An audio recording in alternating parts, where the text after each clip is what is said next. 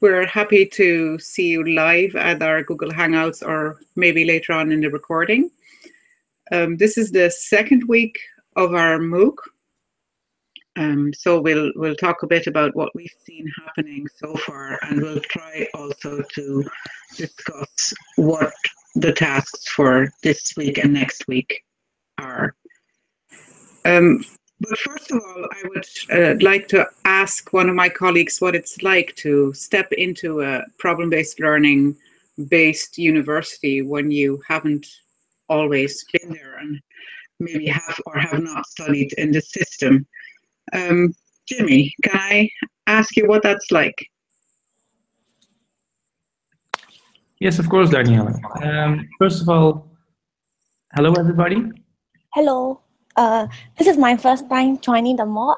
I'm from Singapore and keeping awake for this session. Yeah, very good to see and very good to join all of you here.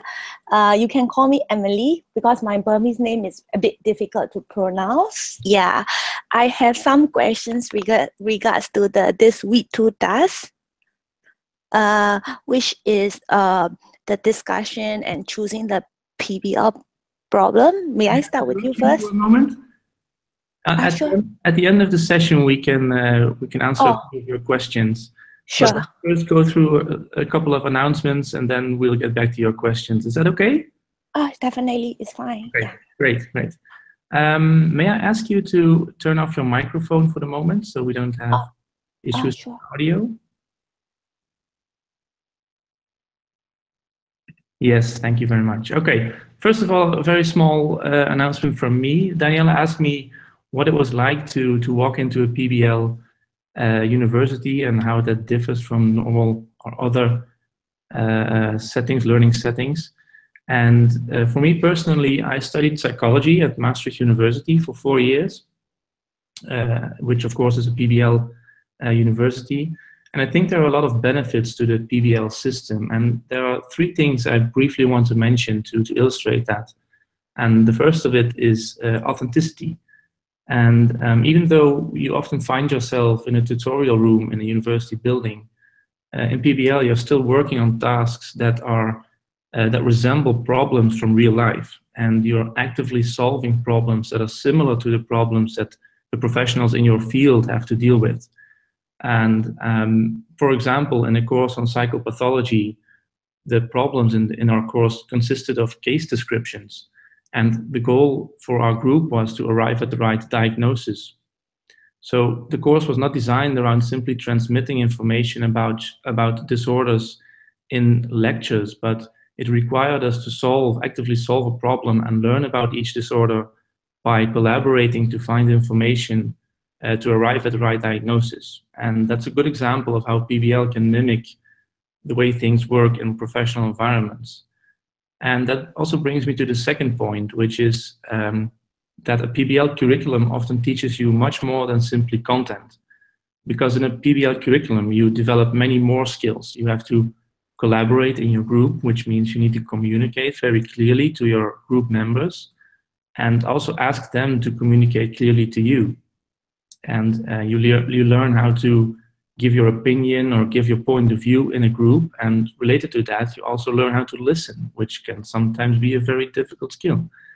But listening is also very important, and you also learn how to ask questions, how to summarize information, share that information, and how to provide feedback to your group members when you are reflecting on the group process.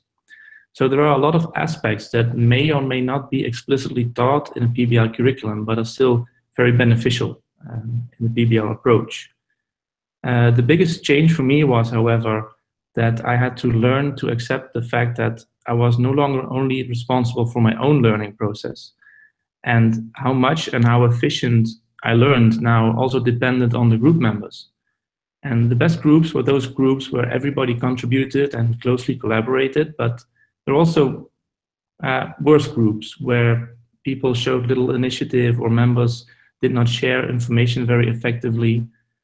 And those situations also teach you how to take responsibility for your group and how to deal with groups that are not functioning very effectively.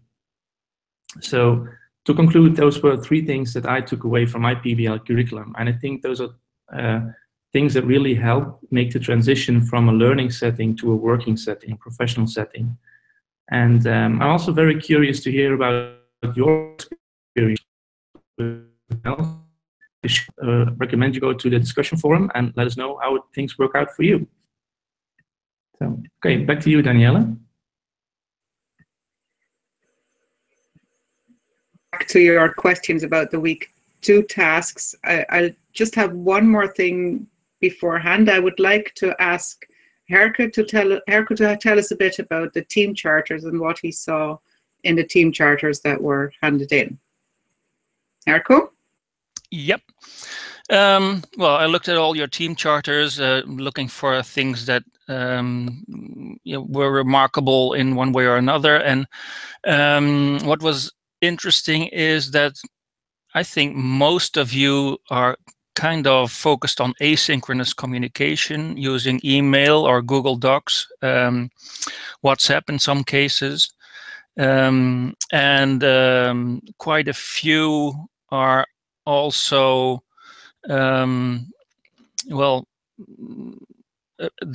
you appear to avoid the group space to exchange information for whatever reason, but it was intriguing to see that. Or maybe it was just something you were assuming anyway to use, but it wasn't mentioned very often. There were a couple of groups in Romania and Russia that had the opportunity to meet face-to-face. So they, and rightly so, decided to have tea sessions and other ways of sharing ideas.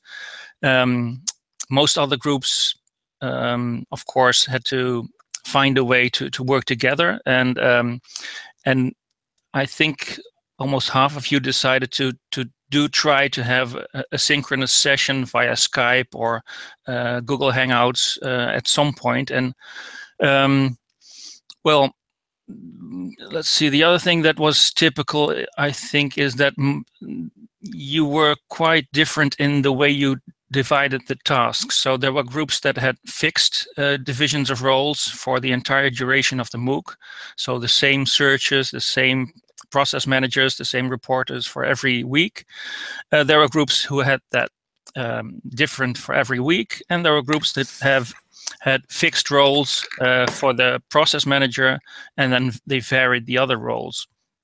Of course, whatever works for you, we're fine with that, but it was interesting to see that you didn't settle on one way of dividing the roles. And the other things I was glad to see was that in looking at the norms and values, you're all stressing the importance of safety and respect, and creating space for others to contribute, even especially people who are not that experienced in PBL, because especially in the culturally diverse groups that you're in, it's really important to feel safe and to feel that well, you're equal and to trust one another. And that is, of course, one of the difficulties with virtual teams, because you often miss the face-to-face interaction that tells you that people are friendly and are trying to commit themselves to work. In some cultures, friendliness determines trust. In others, it's about reliability. And in mixed teams, people might misunderstand one another. And then you get things like, well, in psychology, the fundamental attribution error. Someone is not responding, and we tend to assume then that's something that the person is not willing to cooperate. Well, when we are not responding, we know there are thousands of reasons why we're just not able to respond and to communicate, even though we want to. And this can create problems. So the most important things to do in a group is to keep communicating. When you're not able to do what you're supposed to do, let everyone know that something came up that got in the way, and that you're still willing to join the group later on. So that's basically the main message after seeing the team charters. Looks good, but prepare for things to change, because there will be new members joining you. There will be members dropping out, and you just have to adapt as you go along. And that is easier if you keep communicating often. And that's all about the team charters. We've seen some other people joining. Welcome all. I've asked in the chat whether you can mute your microphone when you're not speaking. That is to prevent that the video switches the whole time. I think what Herko was talking about is the team charter is the main task in the first sort of startup week of our Mooc, where you've hopefully all found teams and have discussed how you want to collaborate. I would also like to add that it makes sense to spend some time on getting to know each other a bit better, especially if you didn't know the other people beforehand, because it's easier to work with people when you know more or less what situation that you are in. It's my task to talk a bit about the new bits. I think most of you have now started working on the first PBL problem. And what we've done in this Mooc is that we have tried to mimic a bit what we do in real life, that we've given you a problem description and asked you to read the description, to discuss in your group what you think of this, what you already know about this, what your own main questions are when you read this, in order to get to a set of learning questions, things that you would like to study and know more about.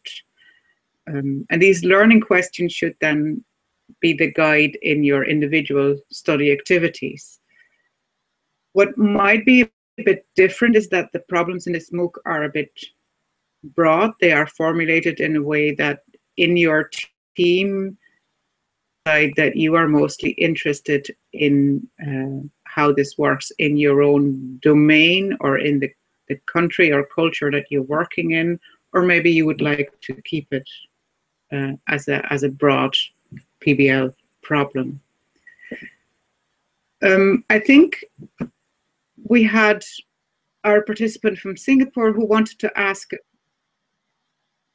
So can I give you the floor at this stage?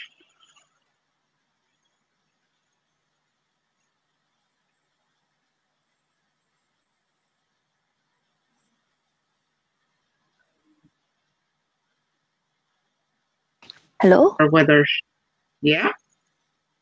Sorry. Are you asking me something regards to the PBL? You had questions, you said. Yes. Yes. I do have a questions. Because our group, we communicate each other through the WhatsApp, and also we use the MOCC, and we post the questions, and then some of us try to answer as much as they can and try to have some interaction. Is that enough? Do we need to use any collaborative e-learning tools like Bubble Arts or Troodles? Any tools that do we also have to show as a evidence of learning for the week 2 task? Or this online interaction with the MOCC is enough?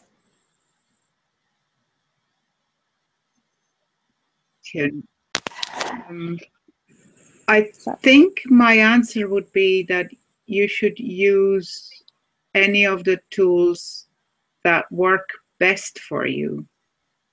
So if you are communicating through the NovoEd environment in the chat and maybe in Google Docs or some shared document, and this is working out for you, that is fine.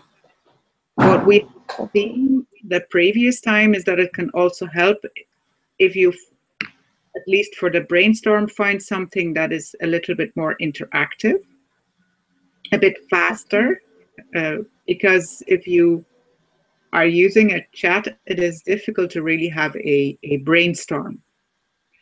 That's right. So we realize that it's because of the time differences in between our group. Some of us are from Brazil, Russia, I'm from Singapore. And because due to the time differences, sometimes you wake up with 100 over messages and it's very difficult to trace what have been gone through when you was falling asleep.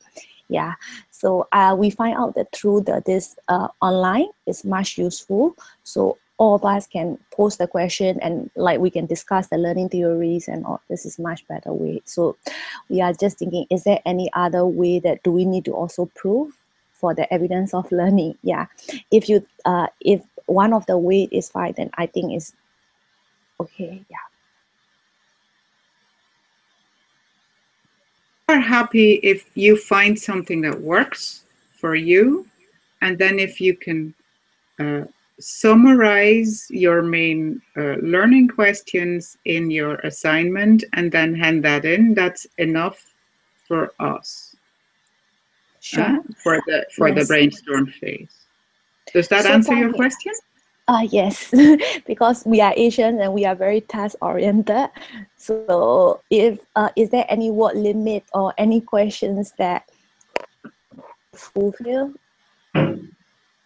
Because we have come up with a bit, maybe 3 or 4 big questions regards to the PBL issues. Yeah.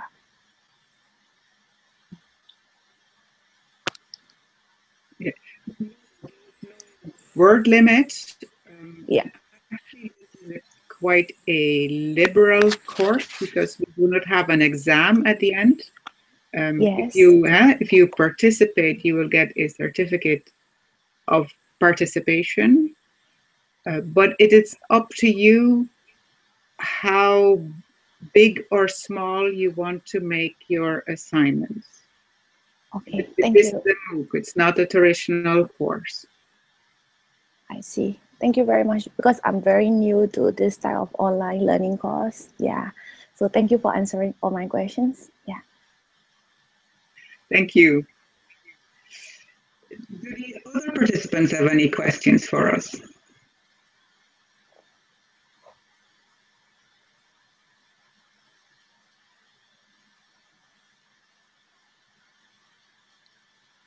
If not, I might very briefly discuss what will come early next week.